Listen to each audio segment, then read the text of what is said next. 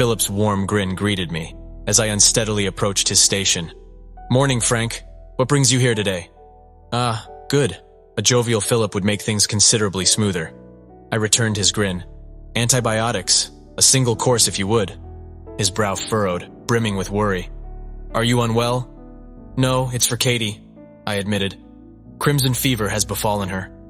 Eyes widening in alarm, Philip responded, "I'll fetch the medication post-haste."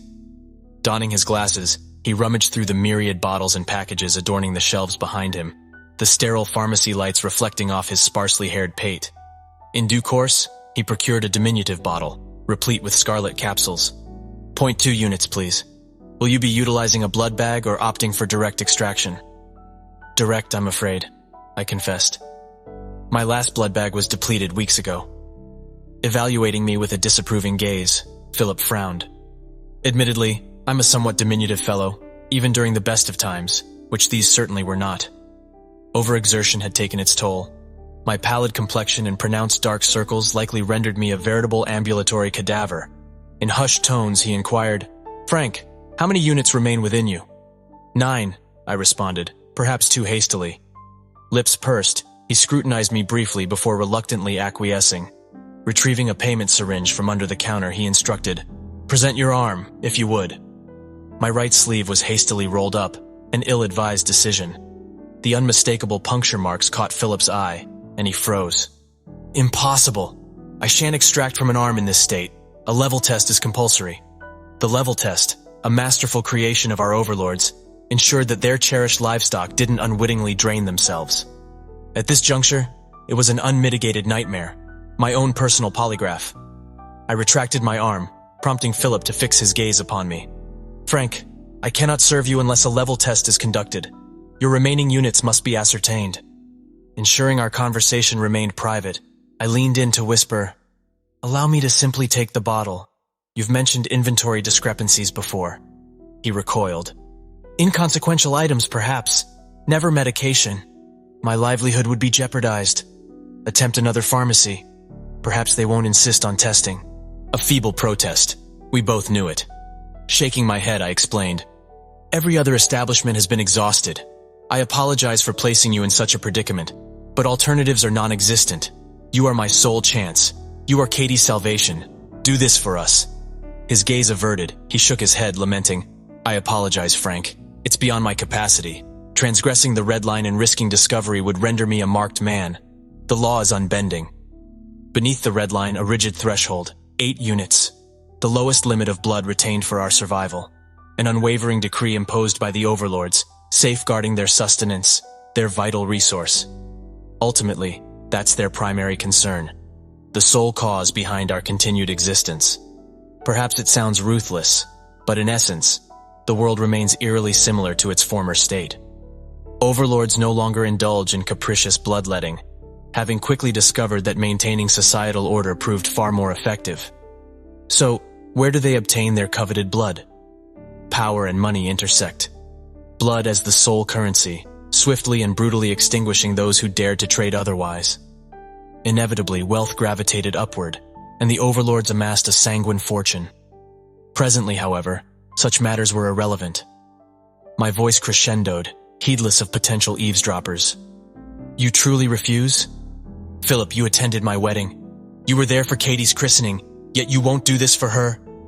My fist collided with the counter in frustration. "Look at me, damn it!" His gaze evaded mine. "I can't, Frank. I'm sorry," he whispered. "Fine," I retorted. "To hell with you." I pivoted towards the exit, but Philip's voice halted me. "Wait." As I spun around, I glimpsed a small whiskey bottle he'd concealed beneath the counter. He proffered it. "Have a drink at least. You desperately need it." Classic Philip. Unwilling to bend rules for a child's life, but imbibing during work hours? Acceptable. Nevertheless, I snatched the bottle, storming out into the smog-choked street. Tearing off the cap, I gulped down the contents, stomped angrily a few paces, then bellowed and hurled the bottle at the ground. It shattered, scattering whiskey and jagged glass shards in every direction. A plethora of pulverized glass lay scattered. However, a few resilient shards remained. My gaze locked onto one particularly malicious sliver, roughly the length of a finger. Gingerly, I grasped it, scrutinizing its facets. The shard possessed a satisfying heft and boasted a razor-sharp edge. It felt like a cosmic offering, a symbolic omen.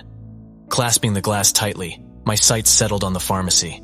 At last I could seize what I craved, what I required. Philip, the coward, would never dare impede me. Naturally, the authorities would be in pursuit, but I could find refuge. Ultimately, they'd apprehend us, but only after the medication had done its job. Edging closer to the entrance, I pondered Katy's fate without me. She would be placed in protective custody. I inched forward. Surely the Overlords valued human lives too much to squander them. One more stride, and yet, I hesitated. Horrific tales of orphanages plagued my mind, stories rife with abuse and agony. I retreated a step, then another, and yet another. As the inaugural tear trickled down my cheek, I crumpled to the cold floor. The duration of my emotional collapse remains a mystery. It could have spanned mere moments or hours on end. What I am certain of is that for that time, I was entrenched in my private inferno. Upon regaining my senses, I hoisted myself up. A solitary alternative remained. A fellow cashier had mentioned a man operating a warehouse at the city's periphery, a man who flouted the Overlord's decrees with abandon. This illicit path posed a considerable risk. Defying the unregistered economy undermined the Overlord's entire framework, and the penalties for engaging in the black market were severe. Death for the transgressor and their kin. Venturing to the warehouse might doom Katy. Then again, inaction ensured her demise. The decision was clear. In the labyrinthine network of hidden alleys, I stumbled upon a concealed warehouse, a haven for small-time crooks, offering sanctuary and countless escape routes. I approached an open garage door, tentatively calling out, "Hello? Anyone here?" A jovial, ruddy-faced man emerged from behind a towering stack of crates. "How can I assist you?" he inquired. Well, Benny sent me. He mentioned you could supply me with some items." The man's grin widened, showcasing a flawless set of pearly whites as he welcomed me inside. "Please, enter. Benny's friends are friends of mine too." He swung the door wide open, awaiting my move. Inhaling deeply, I stepped inside. Trailing behind the man, we navigated a convoluted pathway amidst a sea of boxes and crates until arriving at 2 ornate floral armchairs and a petite wooden coffee table. He collapsed into one chair, gesturing toward the other. "Don't hesitate. Sit down." Cautiously, I perched on the chair's edge, seizing the opportunity to scrutinize my host. His perpetual smile remained unbroken. Plumpness adorned his figure, a rarity these days, signaling that his trade was thriving. "I'm Charles, but folks call me Charlie," he introduced himself. "And you are?" "Frank," I answered. "Frank who?" "Frank Wilson." He leaned in closer. "So, Frank Wilson, tell me about yourself. What's your occupation?" "I work at a Nile Corp warehouse." A grimace crossed his face. "Ouch, that's a rough job. I've heard they don't even permit restroom breaks." "They don't. You must need a solid support system to handle that. Have a family?" I nodded. "A daughter, Katy." His face lit up instantaneously. "A daughter? Marvelous. How old?" "6. And her mother?" My jaw clenched. I'd always believed criminals valued discretion and privacy. I wasn't prepared for an inquisition. "Why all the probing?" I retorted. Surrendering, he raised his palms. "Hold up there. Easy, friend. Getting acquainted with potential customers is my thing. Desperation seeps from everyone who crosses this threshold. So, I'm merely attempting to discern your particular brand of desperation." Exhaling, I relented. "Okay, her mother passed away. Satisfied?"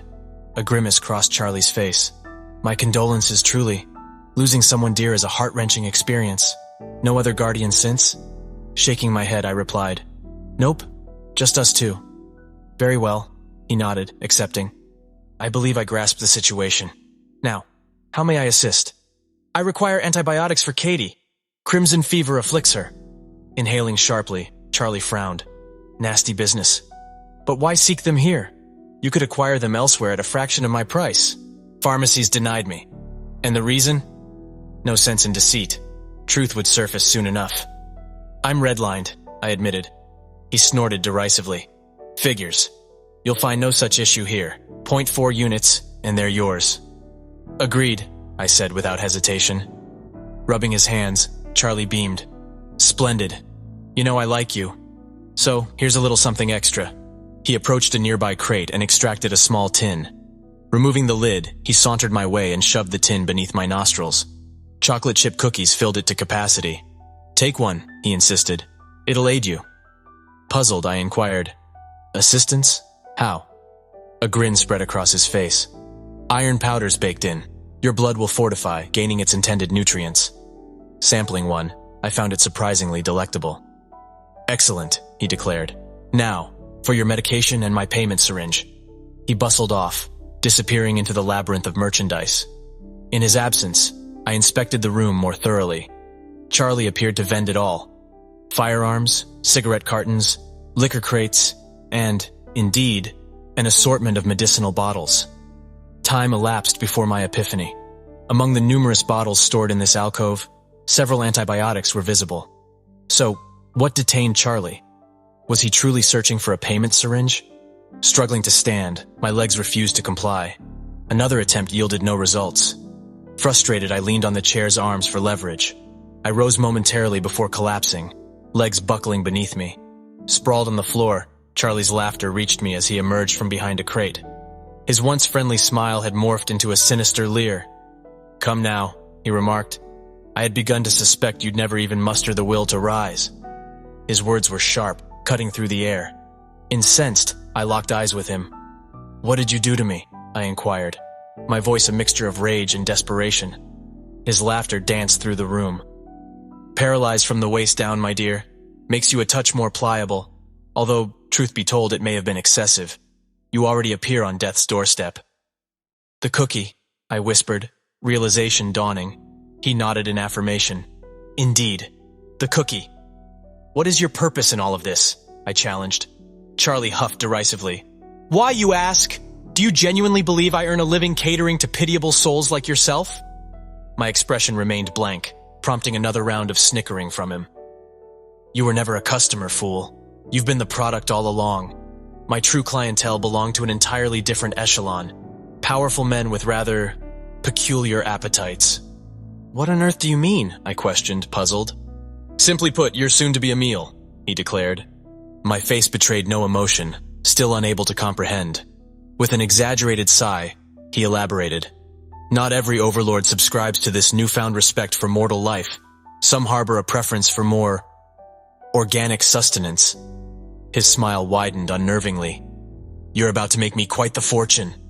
You won't succeed, I countered, though a sinking feeling in my chest told me otherwise. He guffawed heartily. Of course I will. Who will come to your rescue? Little Katy?